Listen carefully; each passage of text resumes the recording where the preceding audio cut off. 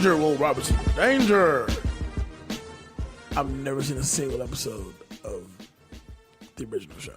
Well, I think it's double your age. Triple my age. But yeah, anyway. Welcome back, good people, my cinefolks, our cinefolks out there. Back to the Classics, the Cinematic Movie Podcast that takes you back to the iconic films of 20 years ago right here on iHeartRadio. I'm your guy, Jay Alonzo, and with me is my guy, David Danger, Will Robinson, Danger, Neff in the building. What's going on, cinefolks? Which is crazy because like David Danger Neff sounds like a cracking ass like porn star name. Oh yeah, no, superhero. My bad. I would have said a badass on the football field. David Danger Neff on the field. But we got David Danger Neff coming up the sideline. Rudy, taking all the way home. You know what? I would be Riley from the Boondocks. You remember that episode where he's trying to get like the basketball contract? Yes. And then they have the like the mentally challenged like kid like drop shots on him and he gets posterized on it and he like. I'm telling you, the David Danger Neff biopic. I can already see it now, like fucking Shia LaBeouf would play you and shit. Totally. Shia LaBeouf would play me. Totally.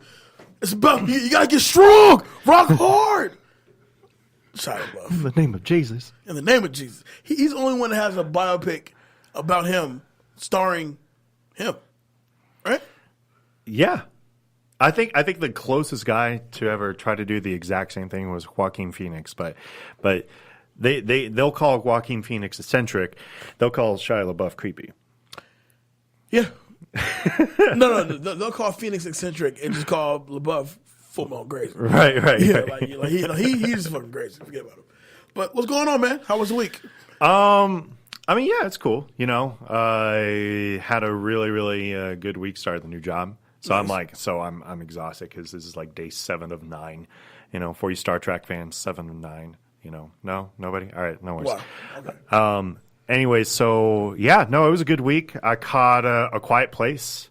Yes. If you haven't been on to BeatNetworkOnline.com, our very own David Danger Neff is now dropping some very insightful reviews for the movie portion of what we do at Beat Network. So you did the review for Quiet Place, right? Which I haven't seen yet, but I heard it's fantastic.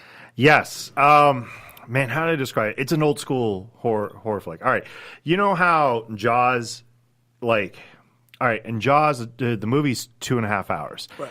And you kind of get glimpses of everything that's like getting ready to happen. Right. But it takes like an hour and 45 minutes before you actually see the shark. And when you see the shark, it's so jaw-dropping and appalling, and you get the famous line, "You're going to need a bigger boat." Right.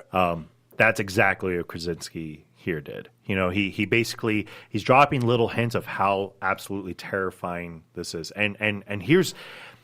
You can tell a movie's going to be good if the atmosphere in the movie theater is following exactly what the movie is. Because I kept hearing like you could like hear people like opening up their chips or eating their nacho. I mean, but they're trying to be really quiet about it. Oh, and I mean, you're saying there because you don't want to make a sound either because you feel like the creatures are going to get you too. Right. Because it was anything that could possibly have happened in it. And the thing is.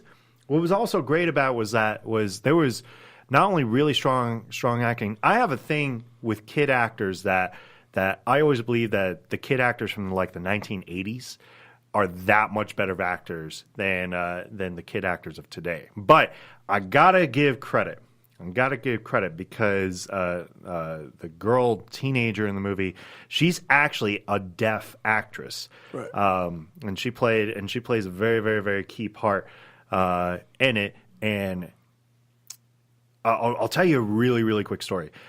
A long time ago, when I was working like the front desk at a Las Vegas hotel, we had a deaf convention, and so at one point, like everybody wanted to go and see our show, right? Everybody wanted to go and see our show, but everybody is deaf, so we couldn't. We couldn't talk to them, so we had to like write out everything. And then I think we had one girl who knew ASL and whatnot. Anyways, have you ever seen an argument between two deaf people? It's not right to laugh. Look, man. God. Look, it looked like you know those like old 1970s like Chinese kung fu flicks where they're throwing too many extra punches. That's how they were communicating. But it was serious because these guys were crying afterwards. Like, and we didn't know what to do. Who do we call? Do we actually call security? Okay, so these guys, real quick, me and Los, me and Big Los were hanging out one night, and we just hanging out at his place, and I happened to be on World Star Hip Hop. Well, that's the problem, right? Shout out to World Star Hip Hop, and I come across this video of these two chicks. I want to say it's some borough in New York. I'm gonna assume it's New York or some big building, high rise. Sounds like New York town, but it's a whole community of deaf people, right? And so you know how a typical World Star Hip Hop fight pretty much breaks out. You know, people talking shit to each other. Next thing you know, somebody's grabbing it, World Star, right? That's how it goes down. So, like you said, you have these people. They're arguing, and they're doing the sign language thing. And for the life of me, it's one of those few times like I wish there was some subtitles. I want to know what was said because how it goes down is, and I'm not gonna make the noise. I won't be disrespectful like that. But they are making some sounds as they're kind of talking shit with their hands. But as they're talking shit with their hands, going back and forth and snapping and whatever. Next, the fight comes so sudden. Like the blow starts so sudden. We've been in fights. So usually when it comes to the actual fighting part of things, all right, now it's time to fight. Somebody throws a punch. Oh, come on, well, fight me then, motherfucker. Da, da, da, da. These two women are sign language arguing. They stop for like maybe a brief 10 seconds. And then they just gracefully go for each other's hair. No, hold on. Now, obviously... And it's a full-blown fight, by the way. Now, hold on. Now, obviously, one of the things that you said there was that somebody in the background screams out, World Star! Afterwards, right? I gotta ask, did somebody sign language World Star?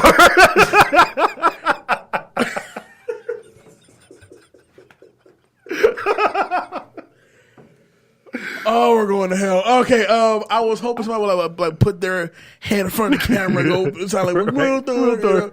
But no, it did. But, no, somebody screamed it, of course. No, it's funny. Nobody screamed it, but it was a perfect opportunity for somebody to yell out "World Star" because, like I said, the way that they're going at it via sign language is like, all right. So listen, what's being said right now? If there was some subtitles to go with it, who called who a bitch, who did what with who, I just want to know what led to the actual fight. And the fight was so easy going into it. You know what I mean? Oh, hilarious video. Man, I really hope no deaf people are listening to this podcast right now. Think of the contradiction you just made. Anyway, moving on. As you were saying, okay, so what were we talking about? We were talking about A Quiet Place. Okay, all right. Because it was so well acted, and Krasinski knocks out the park. You know what? No, hold on. Emily Blunt knocks it out the park in this movie. Right. Like she just goes. Like, I always knew she was an amazing actress, but I've never seen somebody show the emotion of a pregnancy and giving birth to a child in complete silence. And I'm going to tell you something. I'm really glad I'm a male because that looked painful as fuck. Okay, so let me ask you this. So I read somewhere that there's literally maybe all of 3 minutes of actual dialogue. There's not a lot. Like, I don't want to say it's 3 minutes. It's definitely, but I mean, it's in the single digits for sure. Right. But no, because there is a scene where there is some talking and there is actual connection between Emily Blunt and Krasinski in here. But no, for the most part, it's sign language the entire time. And look, I got to give my due because it was a very difficult movie to make, and it's tough for me to complain about. You want to know what's the worst part about the movie? It's the fact that for some odd reason they decided to include a very different like musical score for like some of the jump scare scenes, Right. and like when it didn't fit. It wasn't top notch. But man, Krasinski. But you know what? I did see something he directed before. He directed this movie called The Hollers, Right. and that wasn't bad at all. But seeing him do this, I mean, it could be a Get Out. It really could. Yeah, people saying like this is like the Get Out of 2018. Like, Could be, absolutely. So you would agree? Yeah, I would. I don't think there's been a horror movie since, because it's tough to say Get Out as a horror movie. It's more of a thriller. We talked about this, but I don't think there's been as good of a horror movie since the first Paranormal Activity. Since this movie, right? You know, and I'm not considering It Follows. That's garbage. I'm sorry. It follows. It's garbage. The Babadook, fine. You know, if you really want to consider. Look, it's not bad, but but it's good. But I'll tell you what, I'm not looking forward to seeing. What's that? Truth or Dare. Really? Why not? For what I've been told, it's fucking horrible. Yeah, but it looks horrible because we're critics, and so here on the show and even past the show, we're trying to be more visual with our reviews and whatnot. So eventually, we probably wouldn't catch Truth or Dare, jumping on camera and just thrashing it. Right. But go back to A Quiet Place. The reviews for this movie has been so stellar and solid. So I'm looking forward to seeing it. No, you should. You should definitely drop the money, get yourself a popcorn. Get yourself your Coca-Cola soda. I'm gonna give some free publicity to Coca-Cola because I really think we need more sponsors here. But you have to drink really quietly. You have to eat very quietly. Well, you don't slurp. Everybody hears you. Shut up. Okay. But yeah, so if you haven't been on BeatNetworkOnline.com, jump on there right now. Read Dave's Quiet Place review. He's got more coming, people. Let's go. So what we got next coming? Oh, Super Throwback. Yep. This is the time that we need to announce. It's time. Super Throwback. This is it. Okay, what you guys been waiting for? Last week we mentioned that we're going to introduce a new segment, maybe like once a month segment. Not even a segment, once a month episode. Right. Called Super Throwback. It was an idea I got from a friend. It's really an idea I got from several of you people out there. Say, Jay, why don't you do Casablanca? Because that's past 20 years old, dude. But it did give me it gave me the impression like people do like those good old throwbacks, classics. Yeah, of course. So what we decided to do was to give it a little test run, a trial run, if you will. And next Thursday, you will get the premiere of Super Throwback to the Classics. All right. All right. Now, what's this movie? The movie. I need a drum roll. Quietly for to hear you. Thank you. Next week on Super Throwback to the Classics, the premiere episode, A Bronx Tale. Holy shit, A Bronx Tale. Colojo. Also, a very good friend of mine, actually the guy who gave me the idea to do something like this, my guy, Artilio Bell, will be in the studio with us next week to take a ride down to back to the Bronx with the Robert De Niro, Chaz Palminteri. I can't think of the kid's name for the life of me. You named the top two. Yeah, they all that matter. 2 out of 3 ain't bad. But A Bronx Tale next week. Super Throwback to the Classics. Cannot wait to do that. What's the last time you've watched that movie? All right, so it's on TNT all the time.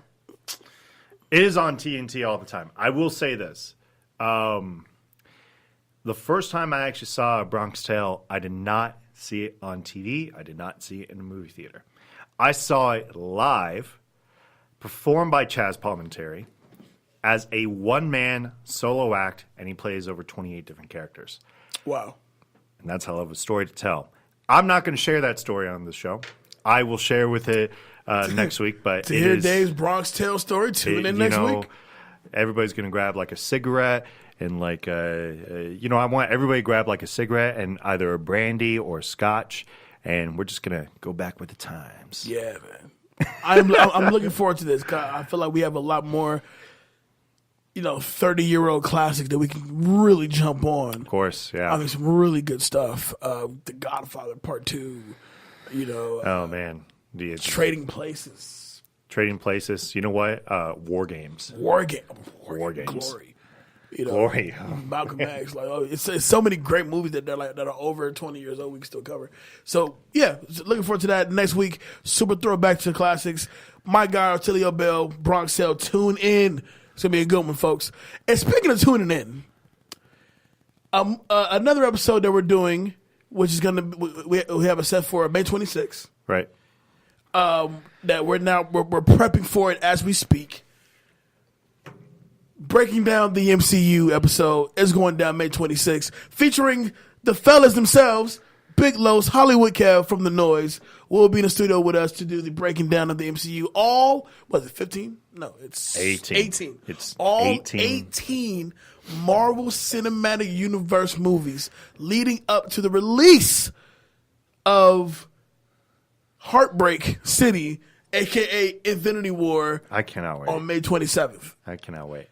What's exciting about this is that a lot of people are going to be like, okay, well, what exactly does that cover? Now, there is a specific list of movies, and technically there are shows that are covered with it. We are not going to talk about the shows. No I'm shows. sorry. No. Strictly the movies. We're talking all only three talking Iron Mans. the movies itself. All three Iron Mans, The Incredible Hulk, all three Thors, both all three Guardians, all three Captain Americas, the two Avenger movies, Ant-Man and Doctor Strange.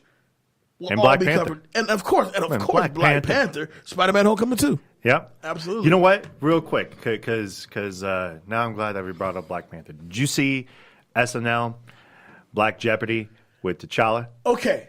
All right. So the fact that this has become like an actual controversy. No, I loved it. I loved every minute of it. Loved it. Now, I'm glad you brought that up because, Dave, you're white. Yes, I'm very white. You're white. So let's break this down for a second because as a black man, we totally get the joke because we've been in situations like that. As a person of the opposite race, what did the joke mean to you? Okay. First off, for those who don't know the joke, I'm assuming we are talking about the potato salad joke. The potato salad joke. Yes. All right. I got to give credit first off to Chadwick Boseman because he does not break character this entire time. He's absolutely playing T'Challa. You feel like he's playing T'Challa. On Jeopardy. He definitely does a coming to America joke right at the end of it, which I don't think anybody caught. And I'm like, you guys just missed a coming to America joke. And that is what's so hilarious about it.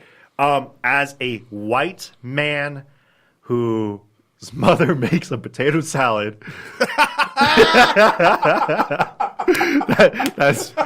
that might be similar to Karen's. Oh my God. Yes, a black family's potato salad is that much better because you need to have paprika. You need to leave out raisins. You need to. Why are there raisins? Because you need to get something to get the potato salad out. You need your fiber in your diet. Come on, man. Don't you know that? Man, he's a Beano, man. Listen, when the question gets asked, oh, hell no. Your white coworker brings the potato salad to your function. Your white coworker, Karen, brings her potato salad to your cookout. Your cookout. And the way they break down the actual joke itself, first of all, I think it's fucking genius. It is. In that moment, Chadwick and Keenan, they're just dancing. I think it's a great moment. So they're breaking down the joke. He goes, in full T'Challa, by the way. In full T'Challa, he goes, I'm going to assume that Kenan is Caucasian, yes? But first, a couple questions. First, a few questions. But first, your friend Karen, she is Caucasian. Yes? Yes. He goes, I believe to believe that you don't use much seasoning on your food. Oh, you got it. And also, you add things meaning. Oh no! What did he say? You add meaningless things that aren't necessary, like raisins. I died, David. I probably watched that episode about like 7 times. I just kept rewinding that part. Oh, man. And so we can lead up to the punchline. Oh, hell no. Keep your black mashed potato salad. Dude, I love that sketch. That was a great sketch. Awesome sketch. Man. And Chadwick Boseman killed that shit. He really did. They need to bring him back. They immediately need to start making Black Panther too. Just it's still too hot. It's still way too hot. I just told Los before we got on the air. Black Panther is on Blu-ray digital download on May 8th. Yeah, 8th. Meanwhile, still standing in the top 10 now. Yeah, it sure is. And it comes out on home video. We're only talking 3 weeks. Less than a month from now. Right. And it's still playing throughout in various theaters. And it really does show you, we haven't seen a movie have this long of a run. In a while. First one that comes to mind. Well, it's gonna go based on the Star Wars. It's gonna be Force Awakens probably. Yeah. Because I think that had a really long top 10 run. Yeah. But yeah, that was probably the last one. Not even the Last Jedi hit the run that. I think the Last Jedi barely ran for maybe a month and a half, and they just. I think it maybe hit 2 months, but then that was it. But Black Panther is 3 months strong. Yeah. At this point, this is April now. It dropped in February, so we're talking. Yeah, damn near 3 months has been in theaters now, and it's still going strong, still in the top 10. That's something to be proud of. 100%. I remember when Titanic came out. And Titanic ran for a legit 6 months. Yeah. An easy 6 months. Yeah, and oh, God. Look, I was on this show when you guys made the Titanic episode, and every once in a while I'll throw on Titanic because there is a good movie in there. But if I have to hear Jack and Rose another 200 times like it was said in that movie, I was going to shoot myself. Okay, here's my problem with Titanic. Jack, Rose! Jack! Rose! Yeah. When it comes to Titanic, I skip right to the actual iceberg and then kind of go from there. It's 2 different movies. Yeah, it's completely 2 different movies. I am bored as shit the first hour. I don't care about this at all. Iceberg, yes! Come on! Let's sink these motherfuckers. Let's go! That's what I'm looking forward to seeing, you know? But going back to Black Panther. Black Panther is now officially the highest grossing superhero movie ever. Yeah. And that's something to say. Well, that just kind of sets big expectations for the rest of the MCU. Like, Infinity Wars needs to have at least a similar run at this point. Right. And I'm just going to be honest. I don't think it can. Not because I don't think it can't. It's not going to be just as good of a movie, if not better. But because it's not going to have the cultural impact that Black Panther did, and that's something that everybody should be extremely happy about. Look, 10 years going strong with the Marvel Cinematic Universe, you know, and they're only going to get stronger from here on out. Especially since we have been watching these Marvel movies, and you see the early products. Like Iron Man is still wonderful, right. But you see the early products, and then you see how the later products kind of come out. And I do think that the later products were definitely better than some of the earlier ones. Right. But you know that's something that speaks to the power of Marvel now. You know, yeah, dude, like they're a force to be reckoned with. And so they can actually take Infinity Wars, and it can be as good as Black Panther, and I still consider it a massive success. You know, as I think so. I because the thing is that when was the last time you saw a movie that had such a major impact on the movie industry that Black Panther did? That really shook people up.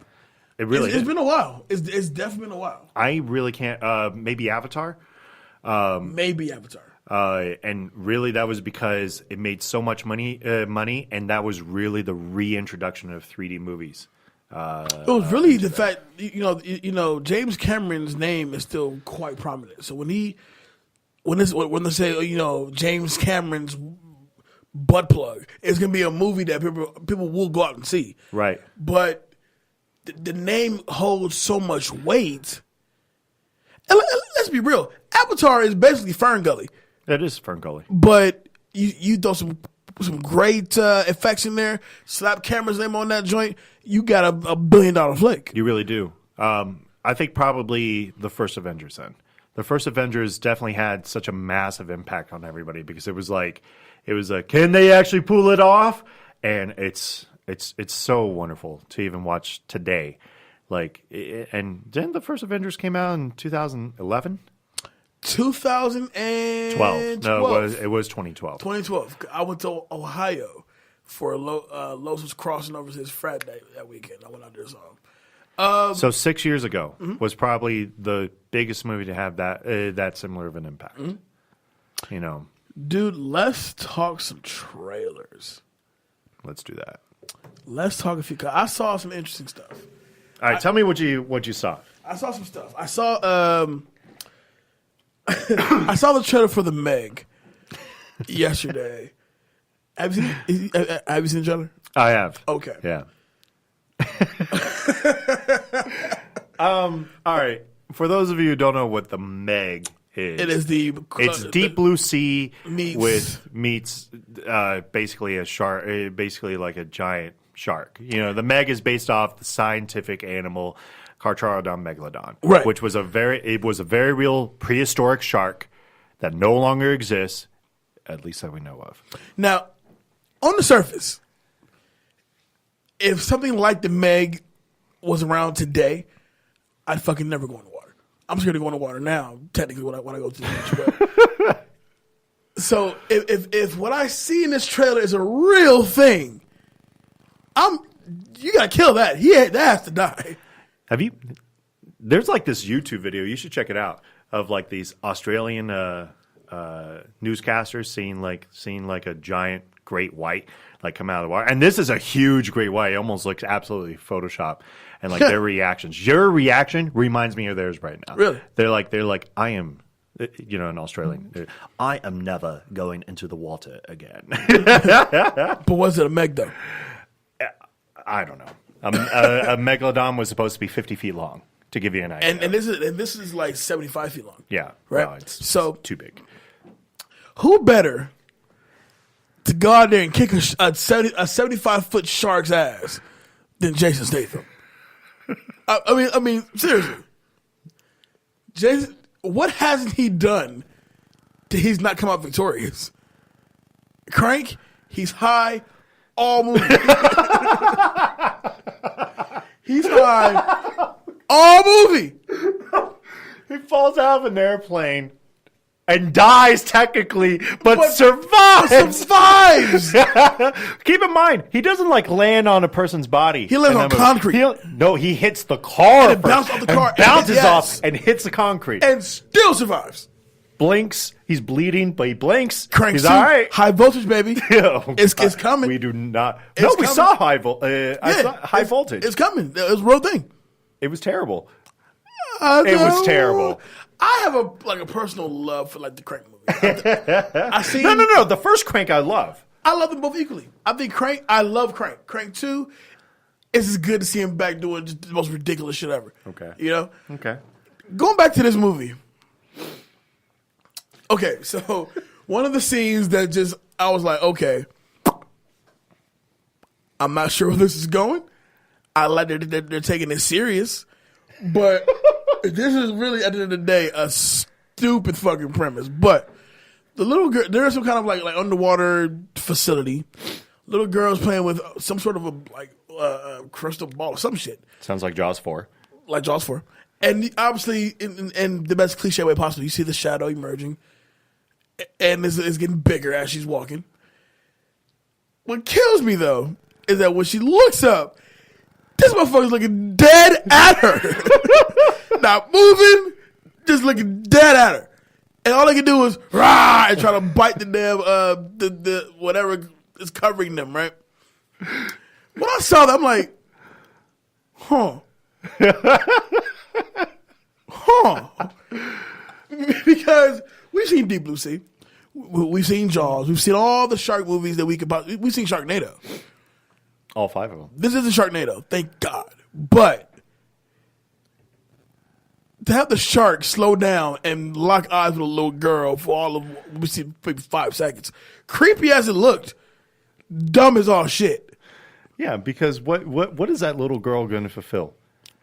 Nothing. Nothing. The The little girl is like 3 foot nothing. One tooth on the Meg will pretty much take all that off. No problem. So the more and more you kind of go through everything, I will say this: the effects look pretty good. Okay.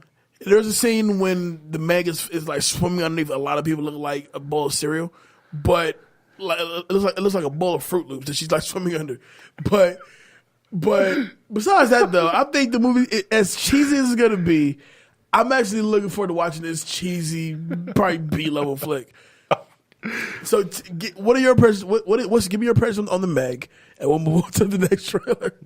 I mean, there's not much to really say. I mean, you pretty much nailed it. I'm kind of curious what happened in Jason Statham's career personally, but that may just be me. Then again, he's never really had. He's fighting big ass sharks. Okay, that's what he's doing. Let me be fair about Jason Statham. He's never really had like a series of movies that you can really say is wow. I'm really excited to see him in another movie because the previous movies were great. Like the Transporter movies, they were whatever. 1 and 2.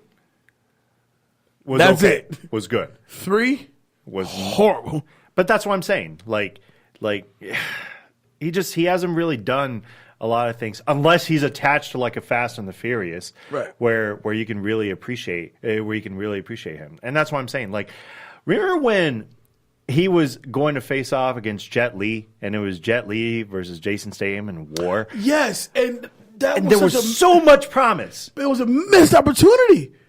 It was such a missed opportunity. Statham and Lee going at it? Yes. Granted, if it was a real fight, Lee probably kick your ass. No doubt about it. It looks good on screen. Right. But no, it was a total miss. And that's why I'm saying, like, he's had a lot of total misses. Like, he either has to be in part of a larger ensemble, like The Expendables, where fuck it, it's just 1980s action heroes kicking the shit out of the world. I mean, they literally threw in a Chuck Norris joke, and Chuck Norris actually said the joke. There you go. That's exactly fulfilled. Right. You know, and I'm good. I don't need to watch another action movie after seeing. That's the second time Jet Li has pretty much conned us into watching him pair up with somebody. Yeah, because we never forget the Forbidden Kingdom. Jet Li and Jackie Chan is supposed to be cum worthy, like orgasmic, and we got that. I was like, okay, all right. The best part about it is when Jet Li pees on Jackie Chan, and there you go. That's all you need to know about the Forbidden Kingdom. Right. I just summed it up for you. I've actually seen it maybe all of half of it, probably. I'm like, nope, I'm good on this. More trailers to talk about. Oh, are you looking forward to seeing the Meg? Will you go see the Meg? Sure. We're going to go see the Meg. All right, we'll go see the Meg. We're going to go. What you got here? We watched the trailer for the new Jim Carrey thriller. Dark Crimes? Dark Crimes. Yeah, I don't know how I feel about it. Look, Jim Carrey tried a thriller before. It was called The Number 23. Oh, man. I walked out. I had to walk out. It wasn't very good. Not for me. So it's like I'm seeing this, and there's two movies I immediately think of looking at this. I think of Shutter Island, and I think of Insomnia, the Robin Williams, Al Pacino flick. Christopher Nolan. It was a Christopher Nolan flick. It has that cold feeling to it. Right. Mm-hmm. It looks interesting enough for me to really want to see what Rotten Tomatoes says about it. And I'm just being honest, like what Rotten Tomatoes says about it. Because if people come out of Rotten Tomatoes and it's sitting at like a 50%, I'm not going to go see it. Like, nope, I am checking out. I'm not going to see it. How about you? What do you think? It's tough to read. It's very tough to read. And with us, when you say Jim Carrey, we're getting a Jim Carrey. We're getting Mask, Ace Ventura, Liar, the kooky guy that just Burt Wonderstone. I thought he was good. We won't count that, but he's also done really good dramatic work. Right. The Majestic is a great flick. Yes, I agree. The Truman Show is an excellent flick. Oh God, what's that one? Jesus Christ! It's the one about break up the love thing. Yeah. Dude, I'm drawing a blank. Oh my God! We suck right now. Hold on, we're gonna Google this. Oh man! Commercial break. in the front of my mind, I want to say it's the Traveling Pants or some shit like that. But commercial break. When's the last time you guys had a Coca-Cola? Try Coke. Try Coca. Oh, better yet, those random commercials were like, what something Spotless Mind. The Endless Spotless Mind or something. Lifestyle, no, not Lifestyles. Spotless Mind.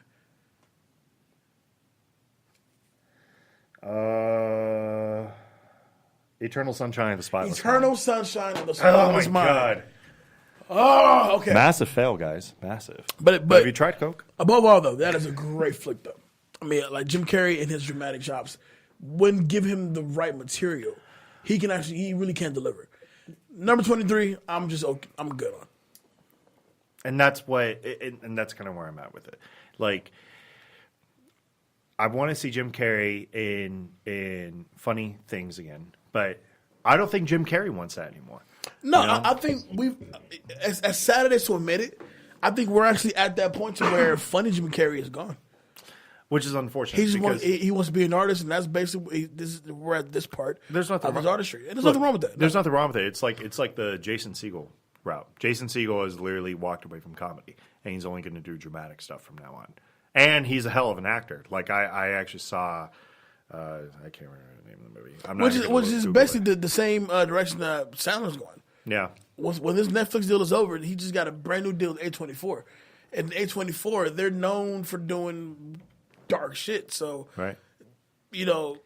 I like the fact that certain comedians do reach an age to where, like, I don't think it's them second guessing themselves. I think it's more so I'm getting old. Like I need to make room for the young bucks to have to come in and do the thing. Eventually, we'll get a Kevin Hart drama for sure. It's just coming out. Will we take it seriously when it comes? We don't know. Paul Blart 3. The divorce has taken over. Yeah, not at all. But I feel like this is the time for Jim Carrey to really go into some dramatic or dark, thrilling territory. That time is now. Yeah. Like, especially, did you see the Andy Warhol? Oh, Man on the Moon. Andy Kaufman. Yeah, but it was the Jim and Andy documentary though not the documentary. Check out the documentary. The documentary is fantastic. You do literally you literally see after this movie we didn't get the same Jim Carrey anymore. Right. Jim Carrey playing Andy Kaufman literally changed his life. The way he takes on a project. He should have won an Oscar for that. He honestly should, because he literally had the opportunity to play his favorite comedian. Right. Right?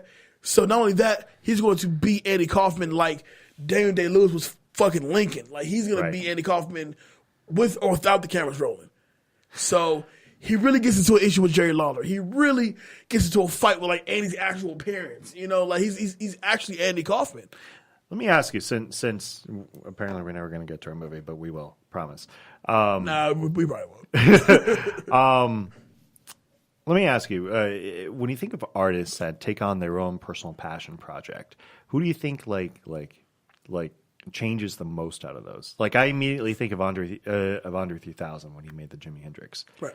And it's like after his reviews for that, and look, he played Hendrix. I mean, it's tough to already play Hendrix, and he did it, right. And he walked away from acting ever since. And, we talked about it when we were talking about rappers turned actors and how we would love to see him in something else again. But ever since then, he was just like he became disinterested.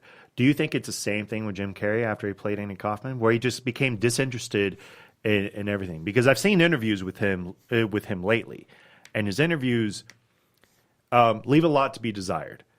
They'll almost like write him off as crazy and let them be that. But I don't think that's the case at all. Not at all. Not at all. I think Jim Carrey has a hidden genius that nobody chooses either to acknowledge, or they do acknowledge it, but they want to write it off as being crazy. Right. Now, I couldn't tell you from your question who made their passion project.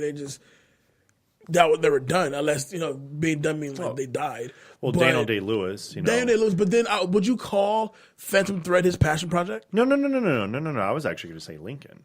Oh, okay. I was going to say Lincoln because after Lincoln, he was like, okay, like I did my passion project. I won an Oscar for it, and I'm kind of bored with acting now. Like I did exactly what I want. It's like seeing a composer create their masterpiece, or it's like Kobe going out with 60 or 61 points in his last game. Like that was it. I show you that I have it, that I still have it, but it's just not for me anymore. That's time for me to kind of pass the baton or something like that. Well, with David Lee Lewis, he wasn't the one who would do like a movie every year.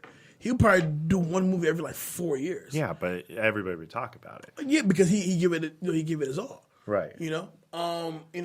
This one, he didn't give up acting, but talk about go back to a comedian a person we knew as a comedian to take a step into the dramatic lane and dominate it was Fox. Jamie Foxx playing Ray Charles. Yeah. He became Ray Charles. Yeah. No, you really nailed it on that. I mean, he becomes Ray fucking Charles. It's almost eerie in a sense how much he like really becomes this icon. You know what I mean? Now, I'm looking forward to this. It was Dark Crimes, right? Yeah. Yeah. Look, I'm looking forward to it also, but I'm looking forward more to seeing what everybody says about it. Like, are people going to come out of there like fall in love with it? Because it's like even directors have their own passion projects. So It's like Ridley Scott, when he decided to redo all of Aliens with Prometheus and then do an Alien Covenant, and he's going to wind up getting a third movie out of that. It's what he wanted to do. It's what he loved. But we also can't say, like, we don't know the movie. We haven't seen the movie yet. Right, of course. But as far as where we are now, look, prior to this, Carrey was in Kick-Ass 2, Dumb and Dumber 2. Right. I can't think of Burt Wonderstone and shit like that. But I feel like Popper's Penguins, maybe. Mr. Popper's Penguins.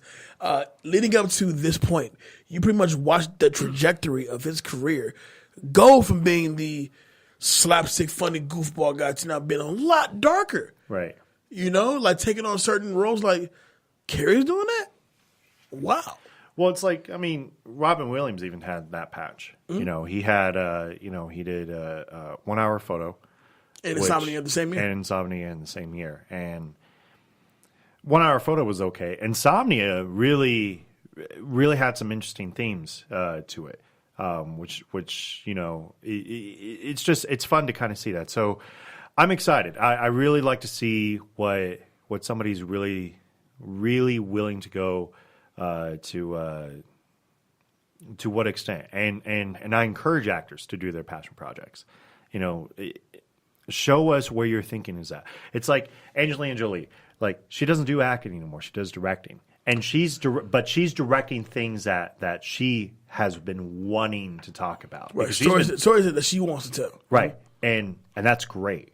That's awesome. It may not put butts in seats, but it's that kind of directing, that kind of acting, and those kind of movies are so important for the movie industry, because it's like people got to remember that, for all the negativity that Hollywood can sometimes portray some of these actors, these people have ideas, feelings, and thoughts that is much more than what Hollywood could ever represent. Wow.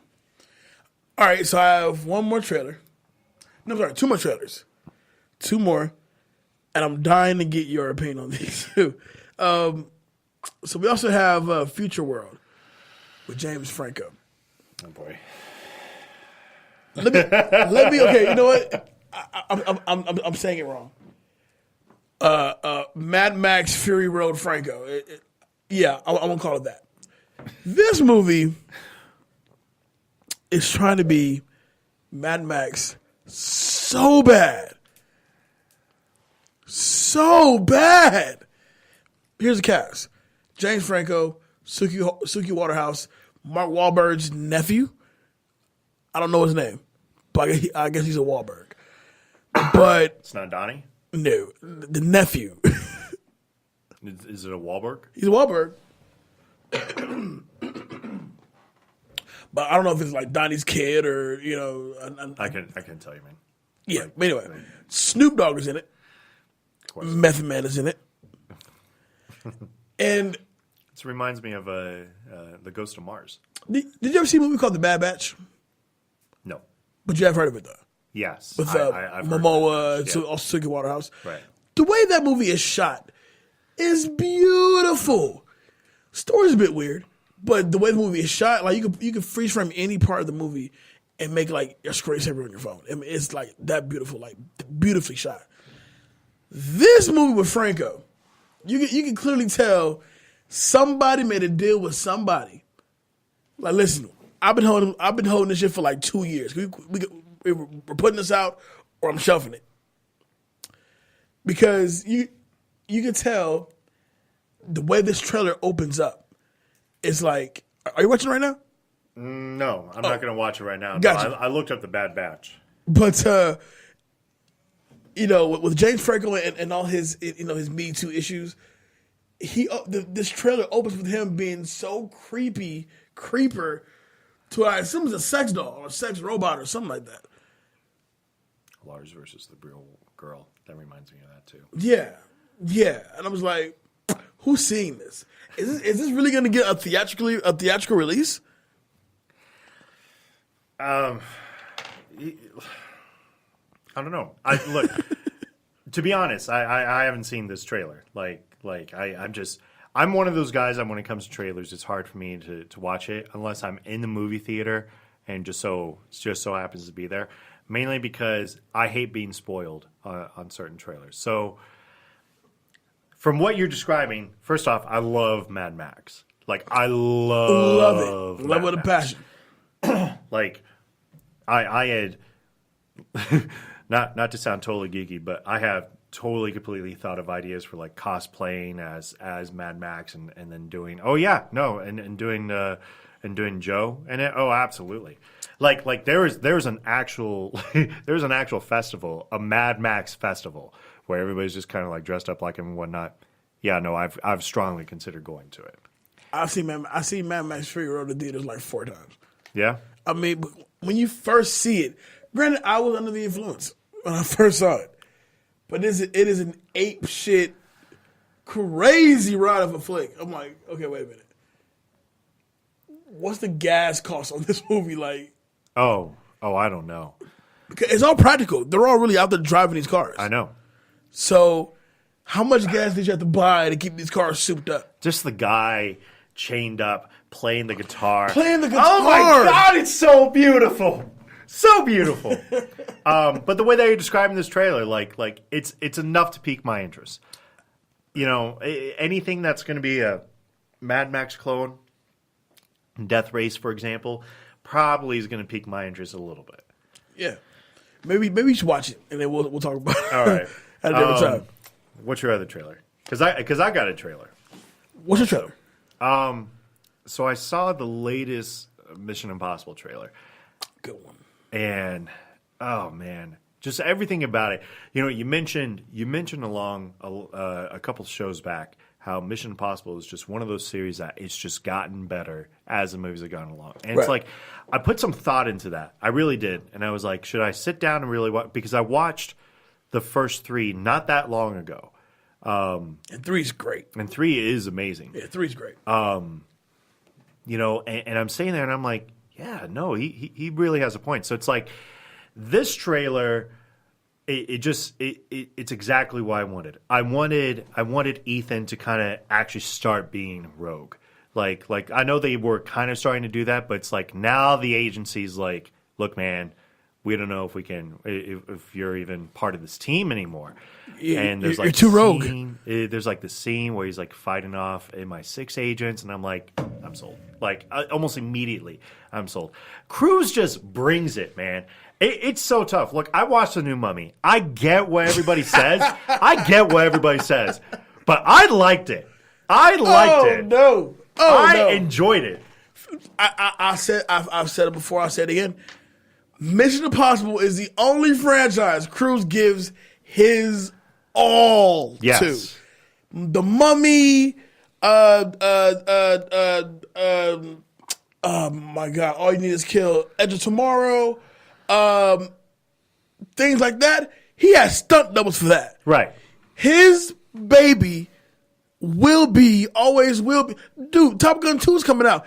He has a stunt double for that. Yeah. But for Mission Impossible, he does all of that shit. So it's after watching that trailer, like I looked over to my boy and I was like, looking in, I'm there. Like opening night, I'm gonna be there. It's gonna be a good time. It's gonna be a lot of fun. They would show him breaking his damn foot. Exactly. In the trailer. You see the Which is breaking real. of the foot. It really happened. Yes, I'm going to see Fallout. Yes, I'm going to see it. I'm going to enjoy it. Yes, I will. Love that movie. Final trailer for the night. And we're going to wrap up the show as well after this. Night School with Kevin Hart and Tiffany Haddish. I did see this trailer, actually. What are your thoughts on it? I think I'm one of those guys that look, I love Kevin Hart. I really, really do. But I think he's at the point of overexposure.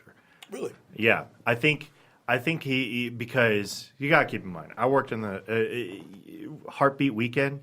That happens at my hotel. So it's like, I personally have had to deal with him. Let me say that better. I didn't have to deal with him. I had the pleasure of assisting him because he is a really cool dude. I ain't gonna lie. Like he was cool with me. He was cool with my team, and that's great. But I do think he needs to take like a year off, and just kind of like focus on small things. But he's too big of a star now, and that's not going to happen. But Tiffany Haddish, she's blowing up. That's a star on the rise. She's blowing up, and this is exactly the kind of movie that she needs. I, for one, got giggles out of the trailer, but I feel like this trailer was like any other teaser, just letting you know what's coming. Right. The next trailer is going to be the one to really let you know, all right, I'm going to see this. Right. Like you said, Kevin Hart, he may be a bit overexposed at this point, but I still love every time I see him on anything. Like you can't go through a typical day on YouTube or wherever and not see his face somewhere. Right, I agree. Whether it's his YouTube channel, his Sirius XM channel, a gazillion movies he's got coming out or already out. And then not to mention you have all of his stand-up stuff on Netflix or wherever else you can find it. Right. So no matter where you turn, you will catch a Kevin Hart somewhere. Tiffany Haddish now, it's just a breeze to watch her grow the way she's grown. Right. I haven't seen the last OG yet, but from what I've been told, it's pretty good. I haven't seen it either. But I thought the trailer was okay. I'll catch it. She's doing. She's fresh, and it feels really good to have somebody fresh. I like that, and it's exciting to see what could possibly happen with that. I don't know. It's going to be a lot of. It's going to be a lot of fun this summer because we're only we've talked about some movies that may not be getting the exposure that they should be getting. Obviously Solo, Infinity Wars. We've all talked about those, but there are other movies that are coming out. Those are the blockbuster tempos, right? And that's the way that's going to kind of go leaning in up to this month. Yeah, that's kind of how I feel about it. I mean. It's going to be a lot of fun. It's going to be a lot of fun to watch. It's going to be a lot of fun to write about these. Dude, we're going to shoot a few reviews for these. We have to. We have to. Totally. For sure, the Marvel one. For sure, Infinity Wars. Well, that's the show. Pretty good one, I'd say. Even though we didn't necessarily get to what we were going to get to. But that's why I love doing the show with you, man. Impromptu talk. A lot of fun. Fucking impromptu talk. Yeah, there was look, we had plans. We had a movie in mind to do. All right. Let me be fair. We sat for 2 weeks. Tell them what it is. Look. We sat for 2 weeks, and we had a schedule for movies, right? Mm-hmm. And the first one was 1998's Lost in Space, and it kind of makes sense to possibly do that movie today since the TV show drops. The Netflix special. The Netflix. Well, it's a season. It's a whole season. The Netflix show. You're right. Yeah, the Netflix show drops April 13th. Right. And the movie was cool. Like there are some positives that came out of it. It wasn't terrible, but there's a reason they never revisited it. First off, it's taking a material source from like 50 years ago, and that's the problem. Like when it came out, it was already 30 years old. So everybody that loved and remembered that show was already going into their 50s. That's the truth. That's the truth. So that's like one of the problems with the show. The other show, or the other movie we watched was City of Angels with Nick Cage and Meg Ryan. I want the world to see me. I just want to be understood. See, I didn't know you were a triple threat. I'll tell you right now, though, Goo Goo Dolls has a song on, I want to say it's the Batman Forever soundtrack. I think, no. Batman and Robin soundtrack. It is Batman. I really Because I remember enjoy the Batman Forever soundtrack. I really enjoyed that song, actually. So, all right, here's the problem with City of Angels. It's a 2-hour movie, and it doesn't get interesting until about an hour and a half into it, when it actually starts getting a little bit funny. I said 45 minutes left. Maybe 30, actually. Let's be real. Nick Cage tries to play like this kind of romantic angel that falls in love with Meg Ryan. And Nick Cage just plays Nick Cage and looks like a creep throughout it. He really does. There's nothing appealing that I saw that was like, wow, no, he looks handsome in this. No. Meg Ryan knocks it out the park. She would obviously have gotten my that girl, and there wouldn't have been a that guy. I'm dead serious. I think that guy would have been like the dying hospital patient. That real quick, I have no idea what the fuck you're talking about. So, I'm just saying. And that's fine. But there's nothing to talk about with either of those two movies. Honestly, like a combined total Rotten Tomatoes score of, I think, just barely over 70. Combined. No, I think you're being generous. I think combined is like 49. So 49 and 27. No, because we said that Lost in Space is 27%. Right. No, you're right. 27% for Lost in Space. It has to be like 35% for City of Angels. Maybe. It has to be. Let's say 40 to be generous. But that's what I'm saying. It doesn't even hit 70 combined. And to be honest, 20 years later, they are very forgettable. It doesn't age gracefully. It doesn't age like proper wine. Here's the worst part about City of Angels. All right. Spoiler alert. I don't even care. She dies in the movie, right? She dies by getting hit by a truck that she runs into. The truck doesn't hit her. She runs into the truck, and she only looks like she got dirty. All right. We see car accidents nowadays, and you at least get a bloody lip and a black eye. No, dude, like your whole face is pretty much dirty and battered. No, it really looked like she played like a game of softball, and she's dying. She's bleeding internally. And there you go. And she's in love with Nick Cage. There you go. There's a problem. There's so many problems with the movie. So just like that, you get 2 Back to the Classic reviews in one episode, an episode full of random shit. I'm gonna call this episode Jay and Dave talk. No, Jay and Dave talk ... movie stuff. What else can you call? Jay and Dave strike back. Jay and Dave talk ... movie stuff. Dave Neff. Jay and Dave strike back. Yes. Jay Alonzo and Dave Danger Neff strike back. ... movie stuff. Movie stuff. David Danger Neff. Let the people know where they can find you. I am the co-host of the wonderful podcast Back to the Classics here on Beaten Show Network. you right. And I am incredibly proud of that. I am still technically with DraftTech.com, although I am officially retiring because there may be some news on the horizon of a possible sports show with Beat Network, but it's a little bit too early to talk about that. So we'll shh. That's a secret. It's a secret. But talk to me on Instagram, David Transforms. You can hit me up on Beat Network Online. I'm doing reviews as much as I can. I have considered doing a running diary of every Marvel movie that I watch and give my own personal thoughts. I still haven't fully decided on that, but that is a definite possibility. Yeah, that's where you can find me.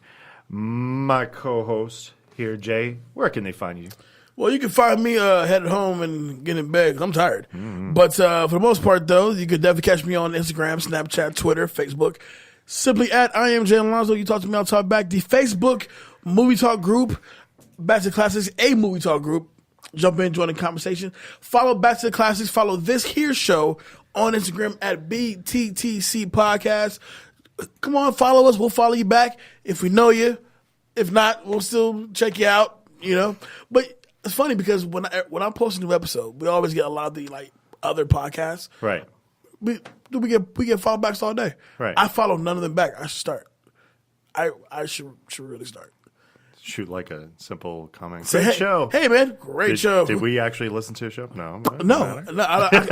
Some of them I don't know where to even find please, the show. Please listen to us. We don't do this lightly here. We take this very seriously. Very serious. Completely This seriously. podcast game is everything we want it to be plus more. But once again, we love having these quick impromptu discussions, and dude, we just sit here and talk shit for an hour. It's great. Yep. And I'm better than that. But this is Back to Classics. Don't forget, next week we have the premiere of Super Throwback to the Classics. Of course, we'll talk about A Bronx Tale with my guy Artilio Bell. Also, don't forget we have Breaking Down the MCU episode featuring the boys from The Noise, Hollywood Kev, and Big Los going down on May 26th. That's about it, right?